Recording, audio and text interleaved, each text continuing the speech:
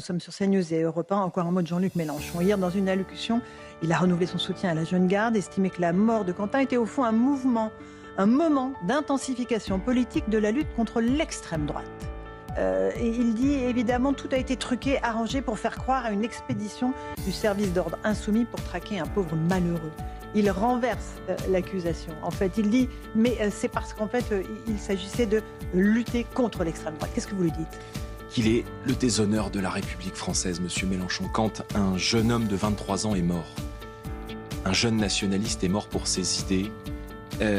On ne s'érige pas en victime comme le fait le leader maximo de la gauche aujourd'hui, Jean-Luc Mélenchon. L'extrême gauche n'a pas seulement créé le désordre dans notre pays, elle a tué. Et moi j'appelle aujourd'hui, et notamment en vue des futures élections municipales, présidentielles et législatives, à mettre en place un cordon sanitaire contre ce mouvement politique qui est aujourd'hui sorti totalement de la République et qui considère que l'insurrection, la violence, le chaos et le désordre sont des modes d'action en politique. Donc ils doivent évidemment répondre de leurs actes. Je vous rappelle que M. Arnaud, qui est encore couvé par Jean-Luc Mélenchon, puisque Jean-Luc Mélenchon s'est dit fier des actes de résistance de la jeune garde, apparaissait dans un clip de rap en 2021 dans lequel on appelait à tuer, à violer et à violenter les Français de droite. Vous voyez, je me rappelle aussi qu'il y a quelques mois, ou quelques années, lorsque il y a eu aux États-Unis des incidents malheureux et que des individus étaient, on a vu un certain nombre d'affaires, l'affaire George Floyd, on l'a vu il y a encore quelques mois, extrêmement grave, bien sûr. Il y a encore quelques semaines avec la police américaine de l'immigration.